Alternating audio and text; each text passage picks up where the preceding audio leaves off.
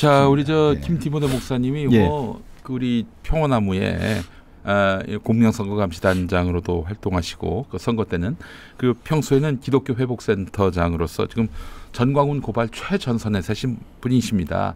우리 저 김티모데 목사님 최근에 이제 경찰 그 고발인 조사를 받고 오셨어요. 지난주에 내란 선동 정광훈 씨 고발인 조사 그리고 또 그 정광훈 측근들 고발인 조사를 다 받고 왔습니다. 네, 어차피 뭐 경찰은 구체적인 얘기는 안 하겠지만 딱 느낌이란 게 있잖아요. 고발을 하도 많이 하셨으니까 어떻게 정광훈 구속될 수 있겠습니까? 제 느낌에 일단은 저희가 그 종암서 쪽은 정광훈 씨를 봐주는 느낌이 너무 강해가지고 종암서는 그 우리가 가가지고 그 퍼포먼스도 하려고 그랬어요. 워낙에 정광훈을 많이 봐줘가지고 그 종암경찰서 그 현판을 빤스 경찰서로 해가지고 붙이는 퍼포먼스를 하려고 그랬어. 내가 저기 공무집행방해 뭐 이런 걸로 잡혀 들어가도 그런 거 좀 해야겠다라는 마음이 들 정도였는데 근데 이 종암경찰서가 수사하는 게 아닌 모양이죠. 저희가 애시당초부터 혹시나 해가지고 종암서로 배당되면 안 되니까 이거를 국수본 그 안보팀에 저희가 서울경찰청으로 보냈습니다. 국수본이면은 저 경찰청 맞습니다. 서대문 경찰청에 있는. 그런데 이게 배당이 전광훈 전담 팀이 생겼습니다. 오, 그래요. 그래서 안보수사과에서 저희가 이제 서울청에 가서 조사를 받고 왔는데 제가 좀 저희가 일단 고발한 내용은 뭐였냐면 정광훈 씨가 서부지법 폭동이 있기 전에 한남동 관저 앞에서 12월 26일 날 저희가 이제 고발을 했는데요. 그때 이제 그 한남동의 지방에서 이제 트랙터들 올라오고 농민분들 올라오셨잖아요. 그 남태령. 그래서 이 사람들이 폭동을 일으키려고 하니까 우리가 대통령 지켜야 된다라고 긴급 소집 명령을 내려가지고 그 밤에 이제 정광훈 씨랑 그 무리들이 한남동 관저 앞에 모입니다.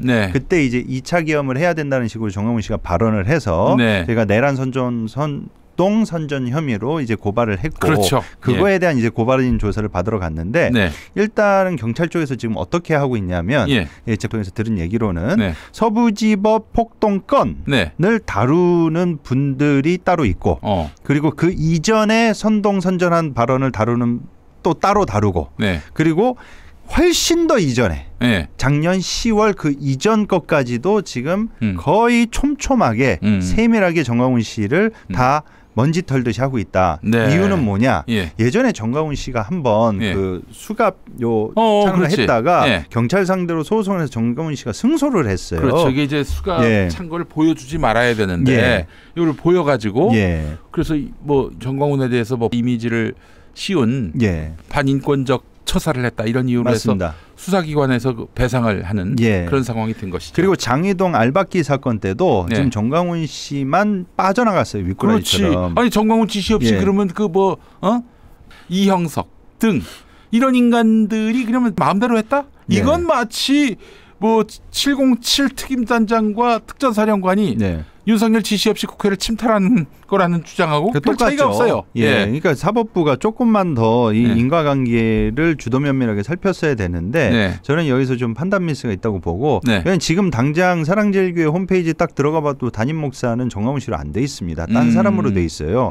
그러니까 어쨌든 정광훈 씨 주변의 인물들 중에 지금 변호인들이 되게 많아요. 고영일, 고영일, 석동현, 이하상 이런 사람들 전부 저 우리 법정 뭐 이사장님도 그렇고 저도 그렇고 법정 가면 다 봤던 사람들 아닙니까? 저기 우리가 정광훈 열심히 고발하니까 이사장님 저하고 우리 센터 소장이신 우리 김티모데 목사님 맨날 증인으로 불러가지고 막 우리 조지는 거야. 뭐 이재명 쪽 사람들이라고 뭐 이러면서.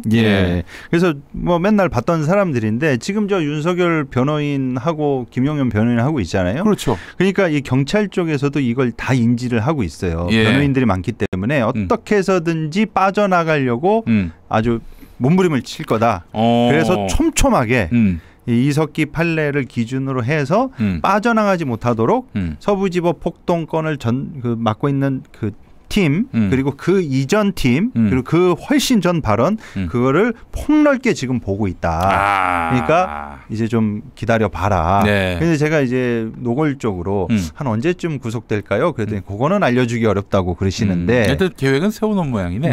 계획이 좀 있어 보였습니다. 알겠습니다. 아이고 저희들이 이렇게 노력했습니다. 이미 이석기 판례를 통해서 정광훈이가 구속될 이유는 수만 가지다. 넘친다라는 얘기를 2019년부터 했습니다. 2019년부터. 제가 수사관님한테 좀 이런 얘기를 했어요. 두 가지를 얘기했는데 이제 노파심에 빨리 구속 수사를 해야 된다. 지금 미국도 간다는 얘기도 있고 또 간다고? 또 간다고 좀 그 로펌 돈 주고 한 데 있지 않습니까? 네네. 아들 이름으로 그 계약한데 거기 또 가서 트럼프를 또 만날 수도 있다라고 좀 밑밥을 깔고 있어요. 미국 또 간다는 얘기도 있고 더불어서 지금 정광훈 씨가 지금 정광훈 씨 집회 가면은 가장 최근에 김민석 의원 딱 이름 대고 죽여 막 그러지 않았습니까?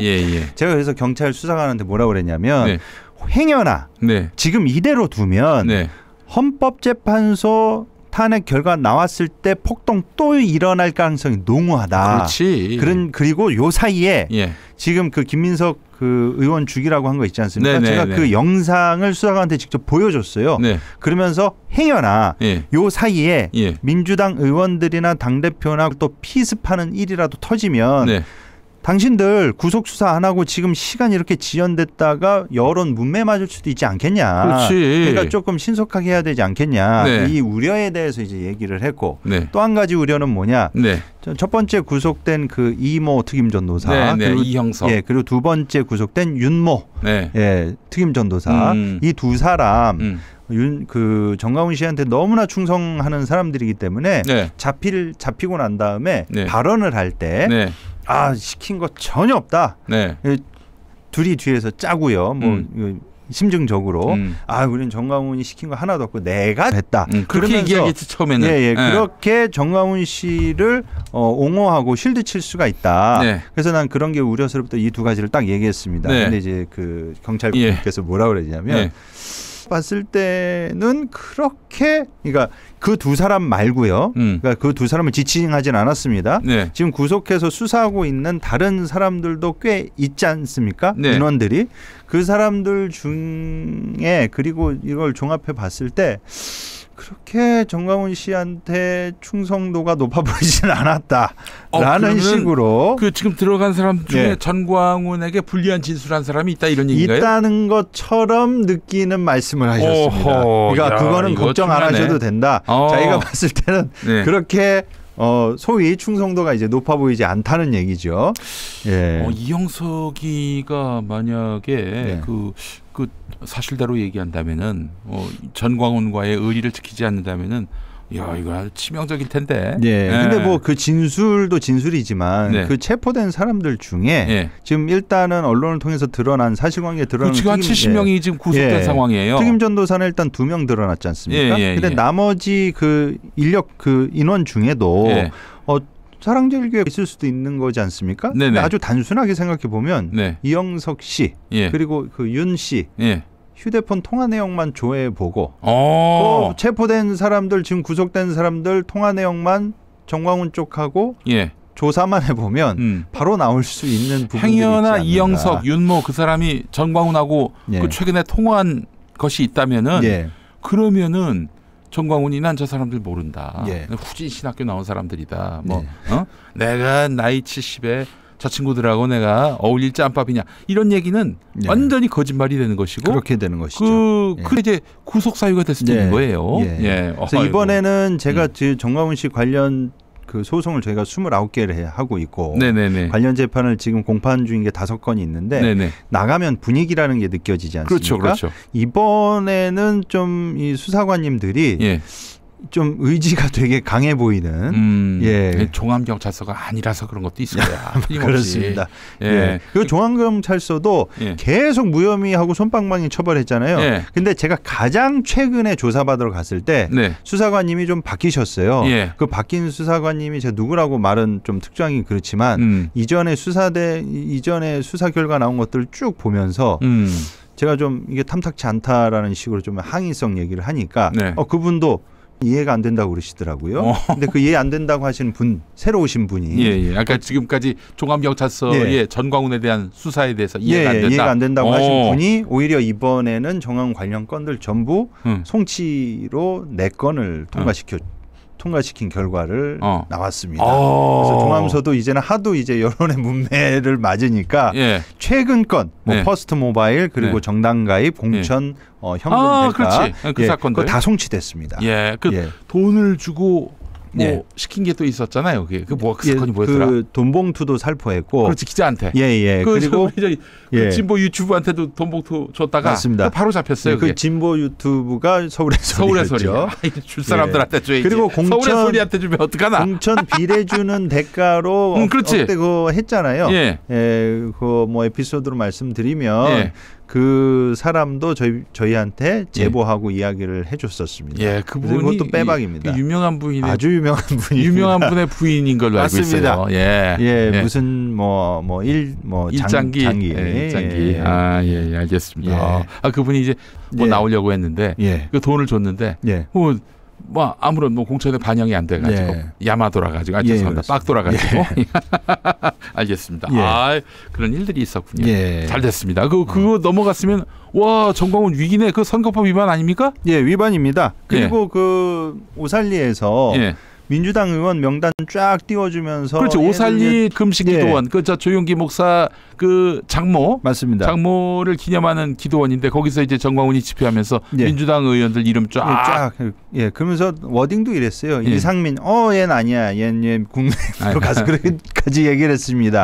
그것도 송치됐습니다. 그것도 송치됐어요. 송치됐습니다. 야 종합경찰서에서 송치됐으면 말 다 했지. 유죄 확정이야 그러면은 유죄 확정. 여러분 평화나무가 정말 열심히 하고 있지 않습니까? 좀 도와주세요. 좀 열심히 하고 있습니다. 그리고 정광훈이가 유일하게 비난하는 데가 여기입니다. 평화나무에 여기가 본진입니다, 여러분. 얼마나 씹어대는지 아주 뒤에서 뭐가 나오더라고. 얼마나 싫겠습니까? 저희가 신고해가지고 정광훈 그 수익 짭짤한 그 수익을 올려주는 유튜브 채널 5개 폭파됐죠. 폭파시켰어요. 우리 김디모데 목사님이. 그리고 감옥 가다가 보석으로 풀려났다가 다시 들어갔다가 1심에서 얼마나 그 맘졸었습니까? 여러분 2번 감옥 보낸 2번 감옥 보낸 데가 또 평화나무입니다. 여러분 정광훈이 감옥 보낸 데가 여기에요. 유일합니다. 그리고 얼마나 치가 떨리겠어요. 공직선거법으로. 근데 또 우리 정광훈이가 고마운 게 평화나무 때문에 3번 갔대 감옥을. 우리 2번밖에 안 보냈는데 고맙지 우리야 사실. 그리고 우리가 76번 뭐 고발했다 그러는데 76번까지는 안 했습니다. 정광훈 씨. 우리가 언제 그렇게까지 했어? 29번 했어. 29번. 그래 79번, 76번. 그리고 다 무죄로 받았다고. 뭔 소리야? 기소됐잖아 인간아. 기소돼서 지금 재판이 5건이나 있는데. 그리고 한 건은 지금 유죄 나왔고. 왜 거짓말을 해? 그렇습니다. 여러분 평화나무 도와주셔야 돼. 여기 이제 실질적으로 그 정광훈하고 제대로 맞다이로 붙어서 싸우는 데가 평화나무입니다. 여러분 도와주셔야 합니다. 제가 누차 얘기하지만 정광훈 씨 같은 사람들은 말로 뭐 규탄하고 귀뚱으로도 안 여깁니다. 저희가 한국교회 능력 그리고 우리 사회 공익을 위해서 유일하게 할 수 있는 게 뭐냐? 그나마 이렇게 금융치료라도 해서 법적 고발을 해야 조금이라도 저 사람들이 몸을 사리지. 깜빵에 보낸다든지. 그렇지 않는 이상 이거를 제어할 수 있는 그 어떤 것도 안 됩니다. 사람들이 너무 이 개신교계 이 구조를 모르시니까 정광훈을 왜 목사로 두냐는 거예요. 정광훈을 왜 면직을 안 하냐는 거예요. 천주교는 이제 한 번 더 설명을 드리면 천주교는 사제가 신부가 어떤 잘못을 하거나 범죄를 저지르면 주교단에서 가차없이 그 사제직을 박탈시킬 수가 있는데 개신교는 목사직을 면직시키려고 하면 지가 교단을 나가가지고 교단을 차립니다. 새로 차려요. 지금 정광훈 교단 대신 복원 대한예수교 장로회 대신 복원이에요. 대한예수교 장로회만도 150개가 넘어요. 150개가 200개가 넘어요. 200개 넘습니다. 그러니까 총회장을 하고 하기 때문에 그 위에 아무도 없어요. 그 한 2억만 드리면은 종교법인 나옵니다. 여러분 2억만 있으면 돼요. 정광훈한테 2억이 없겠나? 그러니까 아무런 처벌이나 이런 게 현실적으로 할 수 있는 게 없어요. 그러니까 우리가 유일하게 할 수 있는 게 뭐냐? 고발밖에 없습니다. 그렇습니다. 그럼 이 고발을 누가 하고 있느냐? 바로 저희 평화나무가 하고 있다. 자, 근데 우리는 무턱대고 고발하지 않습니다.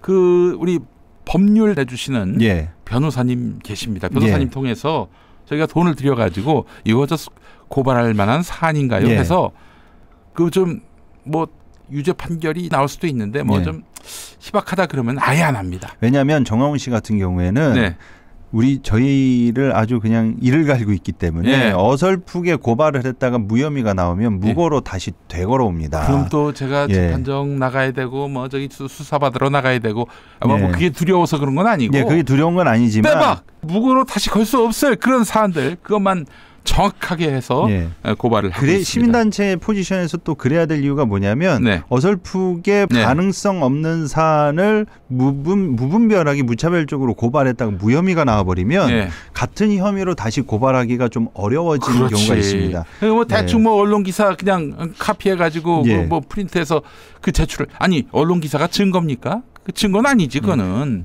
뭐 그 결정적 증거가 안 되고 뭐 증거로도 쓸 수는 있겠지만 중요한 건 뭐냐면 고발은 반드시 그 고발이 가능한지에 대한 여부를 법조인을 통해서 법률 검토를 철저하게 거치고 난 다음에 진행이 돼야지. 그럼요. 나중에 그 고발건은요. 고소인에 해당가 아니기 때문에 직접 본인이 재판에 출두해가지고 검사나 재판부에서 부르면 증언을 해야 되는데 그 사건을 언론 보도만 통해서 알고 있으면은 그걸 어떻게 할 수가 있습니까? 그럼요. 그러니까 그 내용에 대해서 당연히 밟는 로펌이나 변호사가 있는 대동하에 받고 해야 된다. 그래서 정광훈 고발을 그냥 닥치는 대로 수시로 막 하면 안 됩니다.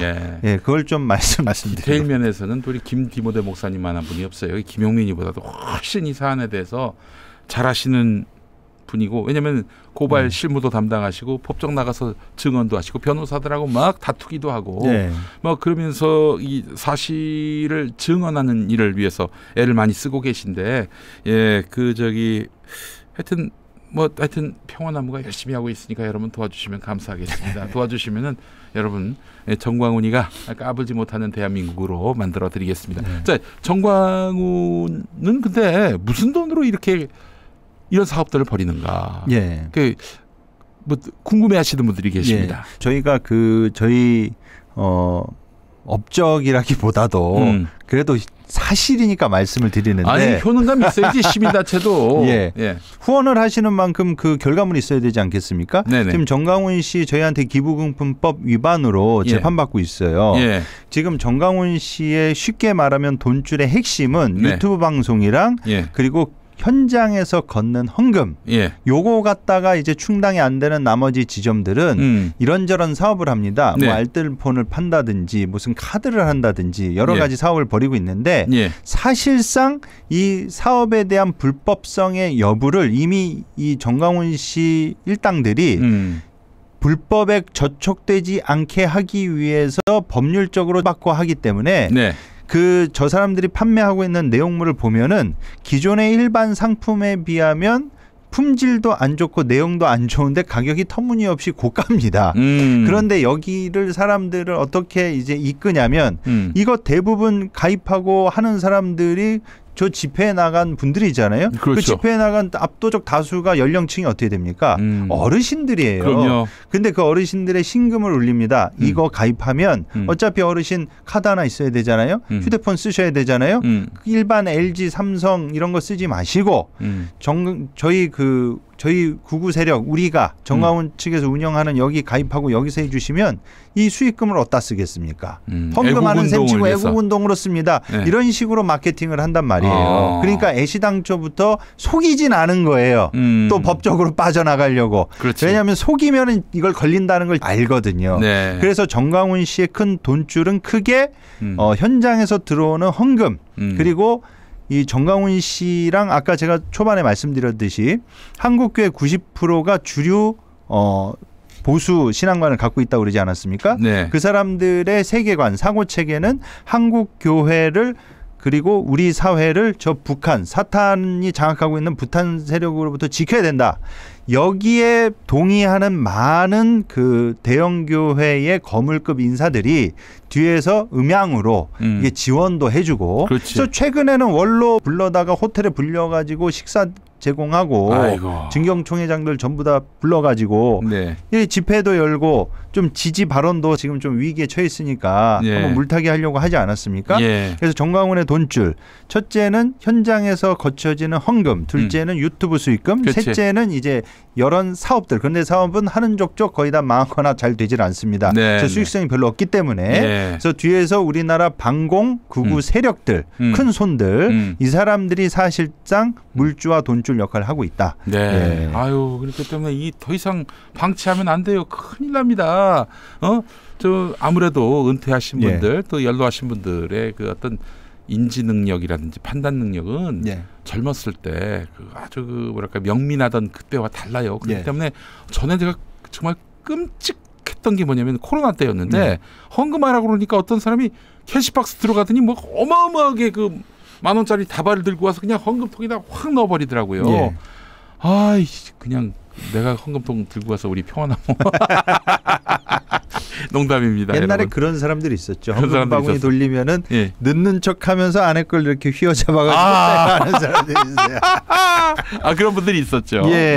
있었습니다. 많이 꺼낼 수는 없겠지만 누구라고는 얘기 안 하겠지만 있었습니다. 알겠습니다. 지금 소년부하고 갈등은 어떻게 봐야 됩니까? 정광훈 씨 특성상 뭐 이사장님도 너무 빠삭하게 잘 아시겠지만 저기 나와바리에 들어와가지고 뭐 파이를 갈라먹는다 용서하지 않습니다. 절대로 용서하지 않습니다. 절대 용서하지 않아요. 그래서 첫 번째, 두 번째 둘 다 체포된 이 씨, 윤 씨, 특히 정광훈 씨 편에 서서 정광훈 씨가 아주 싫어하는 안모 목사라고 있는데 이 안모 목사를 괴롭히는 역할을 했다가 민사소송 1심에서 이 두 사람이 패소해서 소송에서 금액을 물어주게 하는 손배소에 지는데 거기 정광훈 씨랑 이 두 전도사 이름이 같이 들어가 있어요. 저기 안 목사 맞습니다. 뭐 이름 얘기도 되지 않습니까? 그분이 승소했으니까. 안희환 목사님이라고 이제 보수적인 분이고 이제 이른바 애국운동 같이 했던 분이에요. 근데 이제 정광훈한테서 이제 독립해 나가려고 하니까 와, 이 안희환 목사님을 아주 인간 쓰레기로 매도하더니 그래서 이형석 그 인간이 안희환 목사님 따라다니면서 엄청 괴롭혔죠. 이러기도 하고. 그리고 윤 전도사 있지 않습니까? 안희환 목사를 간첩이라고 그랬습니다. 애국운동하는 분인데. 그 윤 전도사 있지 않습니까? 그 사람은 아주 수틀리면 다 간첩이에요. 그래요? 그 사람도 아주 그 입지전적이 화려한 사람인데 광주에 그 정률성 동상이라고 있습니다. 항일운동가. 광주 광역시. 거기 이제 정률성 그 항일운동가가 있는데 그분이 이제 중국 공산당원이셨어요. 그래서 5월의 노래 이제 만드신 분인데 그 유명합니다. 저런 나이 양녀랑 이제 결혼한 분이고 그 한중 수교를 상징되는 인물이라 시진핑 저 국가주석이 서울대 왔을 때 연설하면서 이 뭐 김구, 최치원, 정률성 이렇게 언급을 해요. 그리고 우리 문재인 대통령도 과거에 그 중국 가서 연설을 할 때 정률성 항일운동가를 언급을 하거든요. 근데 이제 중국 공산당원이고 팔로군가 만들고 그리고 북한의 그 과거의 예난 사건 때문에 북한에 있다가 숙청당할까 봐 중국으로 건너간단 말이에요. 그렇죠. 그래서 중국 건국 인물 100인 중에 6위로 뽑힌 사람입니다.